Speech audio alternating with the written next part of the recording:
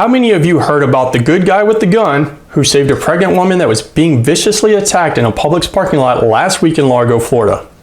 I'm willing to bet very few of you heard about it. Why? Because mainstream media seldom highlight stories where a gun was used to save a life, but instead focuses solely on stories where a gun was used to commit a crime. Therefore, in this video, I want to make sure this good guy gets the recognition he deserves, and at the same time take this opportunity to discuss using force or deadly force to protect another person in Florida. The only reason I know about this heroic act by a stranger is because someone posted about it on Florida Carry's Facebook page and commented that the pregnant woman was saved by a stranger with a gun. Other than that, I would not have even opened the news article in the post if it was not for the person posting the article commenting about the stranger's life-saving action, because the title of the article didn't say anything about a good guy with a gun.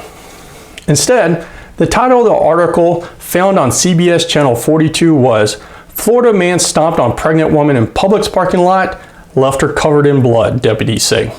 CBS Channel 42 was not the only news outlet that titled their story like this. Why not title the article, "Armed Stranger Stops Florida Man Who Was Stomping on a Pregnant Woman in Publix Parking Lot"? Well, I think we all know why. On October the 22nd, 2022, Cole Danisman became irate with the victim, who was 14 weeks pregnant with his baby, and began punching her in the face in the parking lot of Publix. After he was able to knock her to the ground, he then began stomping on her head and upper body, which left the victim covered in large amounts of blood. An unnamed witness who saw the brutal attack came to the aid of the victim after fearing she was going to die. And Danisman, he only stopped stomping on the victim after the witness pointed a gun at him. Now, although the article did not say whether or not the armed witness was carrying the gun legally, I think it's safe to assume he was. Why? Because we all know that if he wasn't, the news would have been all over it. Obviously, in our eyes, this witness is a hero. This leads us to ask, was he allowed under Florida law to come to the woman's aid using his firearm? To answer this question, we need to focus our attention on Florida Statute 776.012, which is titled "Use or Threatened Use of Force in Defense of Person." This statute lays out when a person is justified in their use or threatened use of force, which is often referred to as non-deadly force, and also deadly force. Subsection 1 reads, "A person is justified in using or threatening to use force, except deadly force, against another when and to the extent that the person reasonably believes that such conduct is necessary to defend himself or herself or another against the other's imminent use of unlawful force." A person who uses or threatens to use force in accordance with this subsection does not have a duty to retreat before using or threatening to use such force. Subsection 2 of Florida Statute 776.012 deals with the use or threatened use of deadly force. Under this subsection, a person is justified in using or threatening to use deadly force if he or she reasonably believes that using or threatening to use such force is necessary to prevent imminent death or great bodily harm to himself or herself or another, or to prevent the imminent commission of a forcible felony. A person who uses or threatens to use deadly force in accordance with this subsection does not have a duty to retreat and has the right to stand his or her ground if the person using or threatening to use the deadly force is not engaged in criminal activity and is in a place where he or she has the right to be. Now that we're all on the same page and understand when a person can use or threaten to use force or deadly force to protect another person, let's apply it to the facts of this case. The first thing we need to determine is the level of force the armed witness used when he pointed a gun at Danisman. Prior to 2020, this was an easy task. All courts in Florida were in agreement that the mere display of a firearm without pulling the trigger was by law the use of force, and that discharging a firearm, whether intentional or not, including the firing of a warning shot, constituted the use of deadly force. In 2020, a case out of Florida's 4th District Court of Appeal determined that the display of a firearm was no longer the use of force, but instead the threat of deadly force, based on the amendment to Florida Statute 776.012, subsection 2, back in 2014. Based on this ruling, a person can only display a firearm if he or she is justified in using deadly force. However, other Florida district courts, like the 2nd and the 5th District Court of Appeals, stood by their prior position that the mere display of a firearm without pulling the trigger was the use of force. To make matters more complicated, some District Court of Appeals in Florida have not even addressed this issue, so we don't know what their position will be. So what does this mean for the law-abiding citizen?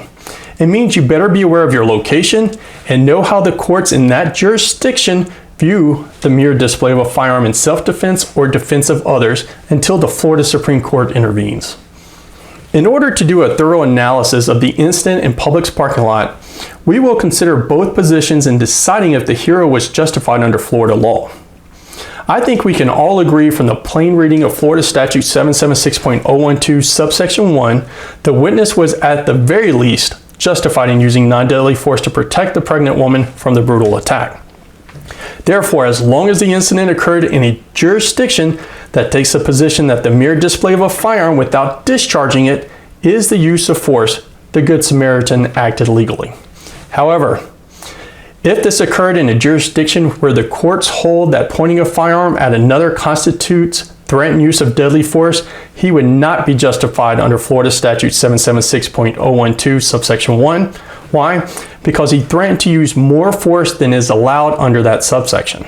In a jurisdiction that recognizes the pointing of a firearm as the threat of deadly force, the question that must be answered is whether or not this Good Samaritan was justified in using or threatening to use deadly force to stop this attack. There are 2 times you are justified to use or threaten to use deadly force in self-defense or defense of another. The first is when it is reasonable to believe that the use of or threatened use of force is necessary to prevent imminent death or great bodily harm to yourself or to another. The second time is when it is reasonable to believe that the use or threatened use of force is necessary to prevent the imminent commission of a forcible felony. In this case, the facts seem to support that it was reasonable for the Good Samaritan to believe that the pregnant victim was facing imminent death or great bodily harm. The victim was on the ground, and Dennis Smith, who according to information posted on Pinellas County Clerk of Court's website, is 6 feet tall and weighs 280 pounds, and he was stomping on her head and upper body, causing significant bleeding. Further, the Good Samaritan would have been justified in his actions because it was reasonable to believe his actions were necessary to prevent the imminent commission of a forcible felony. Forcible felonies are defined in Florida Statute 776.08 and include all the following crimes listed on the screen. Don't worry, if you didn't have enough time to review all the crimes listed on the screen, I have included a link to Florida Statute 776.08 in the description section below. When the witness intervened, Dennis Smith was in the process of committing multiple forcible felonies, including 2 that are not specifically listed in Florida Statute 776.08, but would fall under the last part of the statute, which reads, any other felony which involves the use or threat of physical force or violence against an individual. The 2 felonies I am referencing are felony battery and battery on a pregnant woman. Under this analysis, it would not matter in which court's jurisdiction this case would have happened in this state.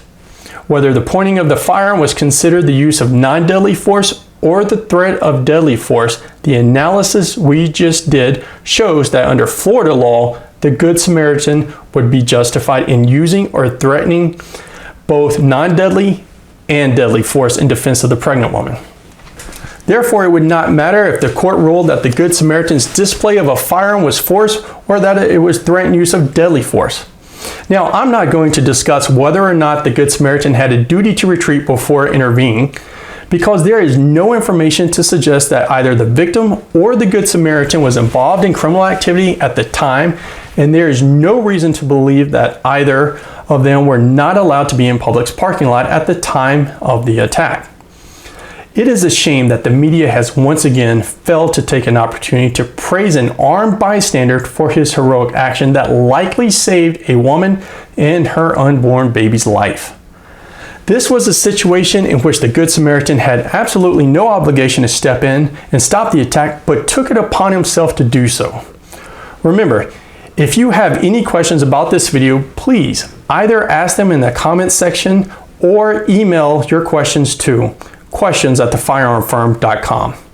If you've enjoyed this video, I encourage you to hit the subscribe icon located in the lower right-hand corner of your screen if you have not already done so. Also, help us fight against the anti-gun algorithm by clicking the like button and by sharing this video with others.